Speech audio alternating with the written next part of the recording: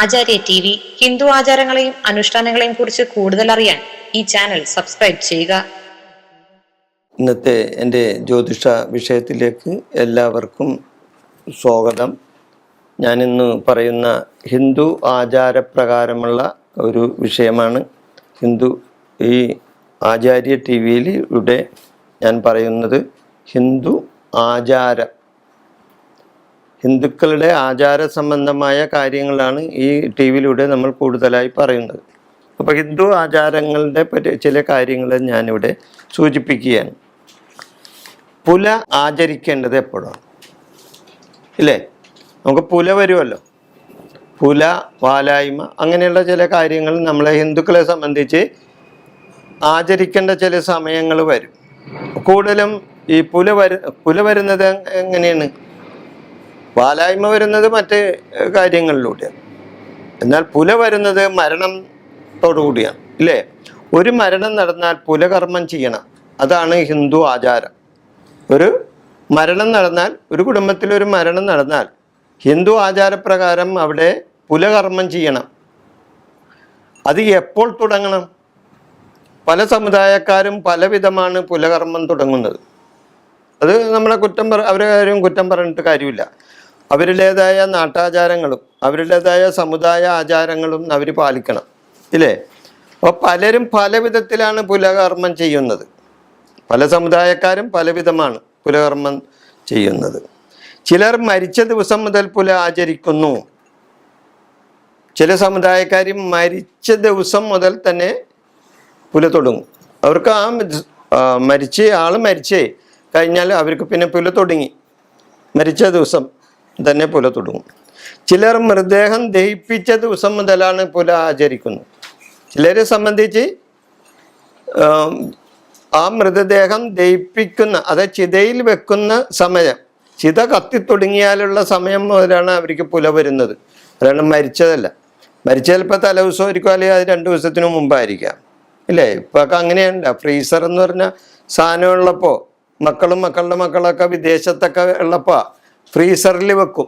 ഇല്ലേ, അപ്പോൾ അങ്ങനെയാണ് 2 ദിവസത്തിന് മുമ്പായിരിക്കണം മരിച്ചത്. ആള് വരുന്നത് ചിലപ്പോൾ 2 ദിവസം കഴിഞ്ഞായിരിക്കും. അപ്പോൾ അതുവരെയും ഫ്രീസറിൽ വെക്കും. അപ്പോൾ അവരെ സംബന്ധിച്ച് അവർ എപ്പോഴാണ് ആ മരണം സംഭവിച്ചത് അന്ന് മുതലുള്ള പുല തുടങ്ങും. അന്ന് ചില ആൾക്കാർ, ചില സമുദായക്കാർ ഇത് ഫ്രീസറിൽ വെച്ചതും മറ്റുള്ള മരിച്ചതും അതൊന്നും അവർ കണക്കാക്കില്ല. അവർ ഈ മൃതദേഹം എപ്പോഴാണോ ചിതയിൽ വെച്ചത് അന്ന് മുതലാണ് പുല തുടങ്ങുന്നത് എന്നാണ് അവരുടെ വിശ്വാസം. അപ്പോൾ ആ വിശ്വാസത്തിനനുസരിച്ചുള്ള ചില കാര്യങ്ങളാണ് ഞാനിവിടെ, ഇങ്ങനെയുള്ള ചില വിശ്വാസത്തിൻ്റെ കാര്യങ്ങളാണ് ഞാനിവിടെ ഹിന്ദു ആചാരപ്രകാരമായി സൂചിപ്പിക്കുന്നത്. ഞാൻ അറിഞ്ഞും വായിച്ചും കേട്ടിട്ടുള്ള കാര്യങ്ങളാണ്. ഇതൊന്നും അത്ര അലിഖിതമായി എഴുതി വെച്ചിട്ടുള്ള ചില നിയമങ്ങളൊന്നുമില്ല ഒരു പുസ്തകത്തിലും. പലരും പല വിധത്തിൽ വ്യാഖ്യാനിക്കുന്നുവെന്ന് മാത്രം. അപ്പോൾ ചിലർ മൃതദേഹം ദഹിപ്പിച്ച ദിവസം മുതലാണ് തുടങ്ങുന്നത്. ഇതിൽ ഏതാണ് ശരി? മൃതദേഹം ദഹിപ്പിക്കുന്നത് വെച്ചാണോ തുടങ്ങേണ്ടത്, അല്ലെങ്കിൽ ഇതാണോ? ഇത് രണ്ടും ശരിയാണെന്ന് വേണമെങ്കിൽ പറയാം. ഇല്ലേ, 2 സമുദായക്കും അവർ ചെയ്യുന്ന കർമ്മങ്ങളാണ് ശരി. ഓരോരുത്തരും അവരവർ ചെയ്യുന്നതാണ് ശരിയെന്ന് ധരിക്കുന്നു. ഒരു മനുഷ്യ ശരീരത്തിൽ 10 പ്രാണനുണ്ട്. ഒരു മനുഷ്യ ശരീരത്തിൽ 10 പ്രാണനാണുള്ളത്. നമുക്കറിയാമോ? ഹിന്ദു ആചാരപ്രകാരം ഒരു മനുഷ്യ ശരീരത്തിൽ 10 പ്രാണൻ നിലകൊള്ളുന്നു. യോഗ ചൂടാമണി ഉപനിഷത്തിൽ മനുഷ്യ ശരീരത്തിലെ 10 പ്രാണനെ പറ്റി പറയുന്നു. യോഗ ചൂടാമണി ഉപനിഷത്തിലാണ് ഇതിനെപ്പറ്റി പറയുന്നത്. ഞാൻ കാര്യകാരണ സഹിതമാണ് ഞാനിതോടെ വിവരിക്കുന്നത്. യോഗ ചൂടാമണി ഉപനിഷത്തിൽ മനുഷ്യ ശരീരത്തിലെ 10 പ്രാണനെ പറ്റി പറയുന്നു. അതൊക്കെ ഏതാണ് ഈ 10 പ്രാണൻ? മനുഷ്യ ശരീരത്തിലെ 10 പ്രാണന് 5 പ്രാണനും 5 ഉപപ്രാണനുമാണ് ഉള്ളത്. അതായത് ആ പ്രാണൻ ഇതാണ്: പ്രാണൻ, അപാനൻ, സമാനൻ, വ്യാനൻ, ഉദാനൻ. ഇതുകൂടാതെ ഉപപ്രാണൻ നാഗൻ, കൂർമൻ, കൃകരൻ, ദേവദത്തൻ, ധനഞ്ജയൻ.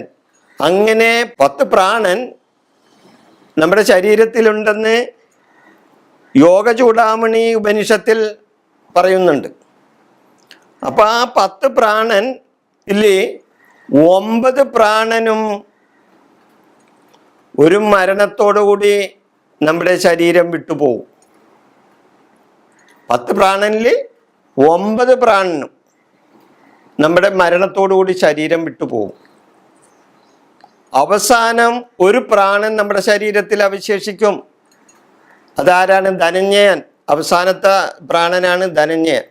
ധനഞ്ജയനാണ് നമ്മുടെ ശരീരത്തിൽ അവസാനമായി കുടികൊള്ളുന്ന ഡെഡ് ബോഡിയിൽ, മരിച്ച ബോഡിയിൽ കുടികൊള്ളുന്ന ഒരു പ്രാണനുണ്ട്. ആ പ്രാണനാണ് ധനഞ്ജയൻ. ഈ അവസാന പ്രാണൻ മാത്രം ശരീരത്തിൽ അവശേഷിക്കും. മൃതദേഹം ചിതയിൽ കത്തുന്നത് വരെ ധനഞ്ജയൻ കൂടെ ഉണ്ടാവും. ഈ ധനഞ്ജയൻ മൃതദേഹം ചിതയിൽ ചിത കത്തി തുടങ്ങുന്നത് വരെ, അല്ലെങ്കിൽ ശരീരം അഗ്നി ഏറ്റുവാങ്ങുന്നത് വരെ, അങ്ങനെയാണല്ലോ ഹിന്ദുക്കൾക്ക്. അപ്പൊ മൃതശരീരം അഗ്നി ഏറ്റുവാങ്ങുന്നത് വരെ ധനഞ്ജയൻ എന്ന ആ പ്രാണൻ മനുഷ്യ ശരീരത്തിൽ നിലനിൽക്കും. ചിത കത്തി തുടങ്ങിയാൽ ധനഞ്ജയൻ ശരീരം വിട്ടുപോകും. അപ്പൊ അവസാനത്തെ പ്രാണൻ പോകുന്നത് എപ്പോഴാണ്? ചിത കത്തി തുടങ്ങുമ്പോഴാണ്. അതാണ് ഈ യോഗ ചൂടാമണി ഉപനിഷത്തിൽ പറയുന്നത്. മനുഷ്യ ശരീരത്തിലെ പ്രാണനെ പറ്റി യോഗ ചൂടാമണി ഉപനിഷത്തിൽ പറയുന്നത് ഇതാണ്. 10 പ്രാണൻ, അതിൽ 9 പ്രാണനും മരിക്കുമ്പോൾ നമ്മളോട് യാത്ര പറയും. ആ ജഡത്തോട് യാത്ര പറഞ്ഞു പോകും. 10ാമത്തെ പ്രാണനായ ധനഞ്ജയൻ ആ ജഡത്തോടൊപ്പം ഉണ്ടാവും. ആ ധനഞ്ജയൻ ശരീരം വിട്ടു പോകുന്നത് നമ്മുടെ ശരീരം അഗ്നി ഏറ്റുവാങ്ങുമ്പോൾ, അഗ്നിക്കിരയാവുമ്പോൾ ധനഞ്ജയൻ ശരീരം വിട്ട് പുറത്തേക്ക് പോകും. അപ്പോഴാണ് 10 പ്രാണനും നമ്മുടെ ശരീരം വിട്ടുപോകുന്നത്. ഇല്ലേ? അതാണ് ശരി. അപ്പൊ ഈ ധനഞ്ജയൻ എന്ന പ്രാണനാണ് നമ്മുടെ ശരീരം പുളിപ്പിക്കുന്നത്, അല്ലെങ്കിൽ നമ്മുടെ ശരീരം ഇങ്ങനെ അഴുകിപ്പിക്കുന്നത്. ഒരു പരിധി കഴിഞ്ഞാൽ നമ്മുടെ ശരീരം വീർക്കാനും അതേപോലെ തന്നെ അഴുകാനും തുടങ്ങുമല്ലോ. ഇല്ലേ? ചെയ്യാൻ തുടങ്ങും. അല്ലേ? ചത്തി ചീഞ്ഞെന്നൊക്കെ പറയില്ലേ ആൾക്കാർ? അത് ചത്തി ചീഞ്ഞ് കിടക്കുകയാണെന്നൊക്കെ പറയില്ലേ?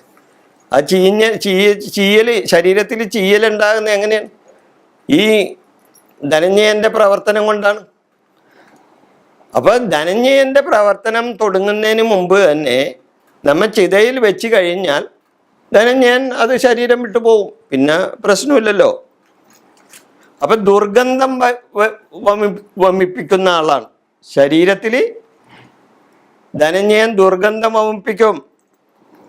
മൃതദേഹം ദഹിപ്പിക്കാൻ തുടങ്ങുമ്പോഴാണ് ധനഞ്ജയൻ പോകുന്നത്. അപ്പോൾ 10 പ്രാണനും ശരീരം വിട്ടു പോകും.